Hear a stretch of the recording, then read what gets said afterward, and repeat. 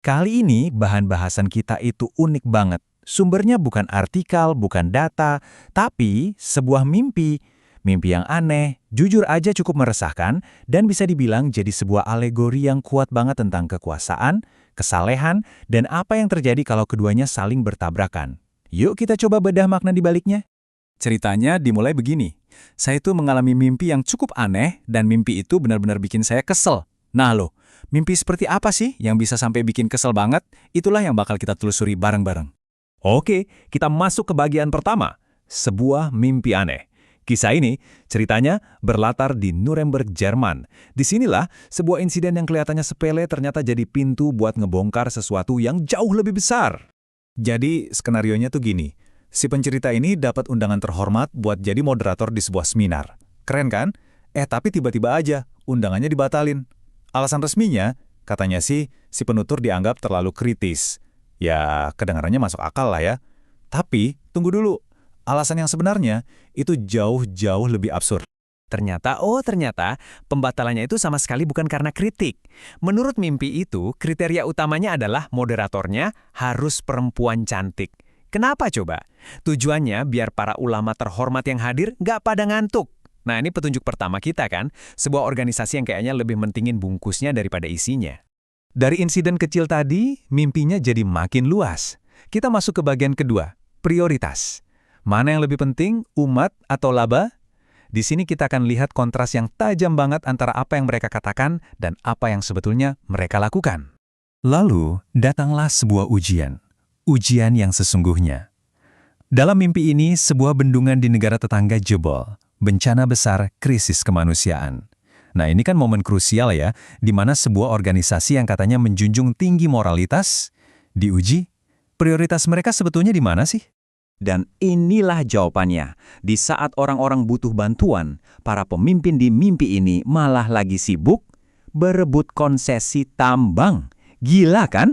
Mereka pecah bukan karena beda keyakinan atau ideologi, tapi murni soal siapa yang dapat jatah duit dan kuasa paling gede. Oke, kita zoom in lagi. Ternyata, kemunafikan ini akarnya ada di pucuk pimpinan. Korupsi dan amoralitas di level paling atas. Yuk kita lihat lebih dekat salah satu tokoh kunci mereka. Bayangin, di tengah bencana nasional, ada seorang menteri yang punya hubungan sama organisasi ini, dia malah datangnya paling telat. Apa coba yang bisa lebih penting dari tugas negara saat genting kayak gitu? Jawabannya bukan sekedar lalai, tapi skandal pribadi yang pelik banget. Ini angka pertama yang harus kita ingat, 33 miliar. Ya, menurut mimpi ini, si menteri lagi sibuk nutupin kasus korupsi senilai itu. Terus uang sebanyak itu dipakai buat apa? Menurut cerita di mimpi itu, dipakai buat ngadain pesta-pesta seks. Nah, tindakan ini bukan cuma ngehamburin uang haram, tapi juga bikin posisi dia jadi lemah banget, gampang diperas. Nah, disinilah muncul angka kedua, 2 miliar. Ini harga yang diminta sama kelompok saingannya supaya mereka tutup mulut. Jadi, bisa kebayangkan, si menteri telat datang ke lokasi bencana karena lagi sibuk nego-nego buat nutupin skandal korupsi dan pemerasannya sendiri.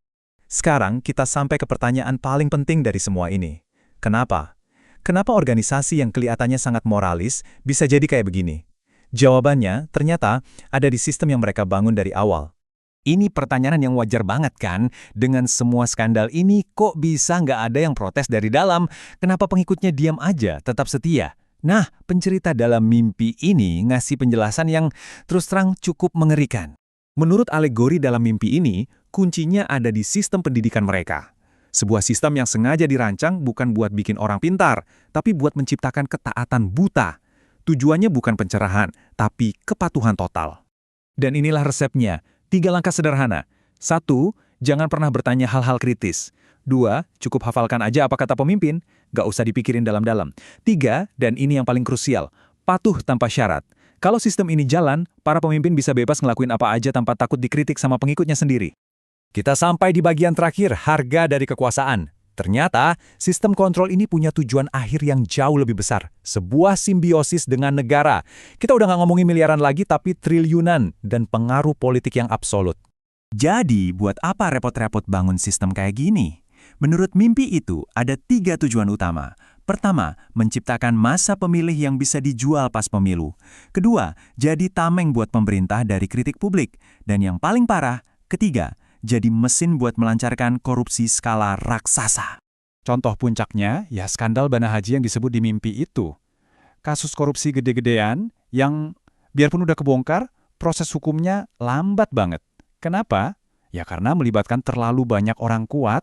Skalanya nggak main-main mencapai 1–2 triliun.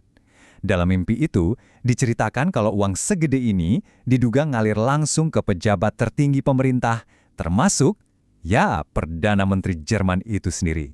Nah, inilah inti dari semuanya. Sebuah hubungan saling menguntungkan yang busuk. Pemerintah ngasih restu ke pimpinan ormas, terus ormasnya melindungi kepentingan pemerintah. Dana negara ngalir ke proyek-proyek pribadi, sementara anggotanya sengaja dibiarkan nggak kritis biar bisa terus dijadikan komoditas politik.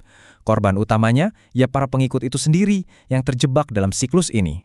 Si pencerita menutup kisahnya dengan mengingatkan kita kalau semua ini untungnya cuma mimpi.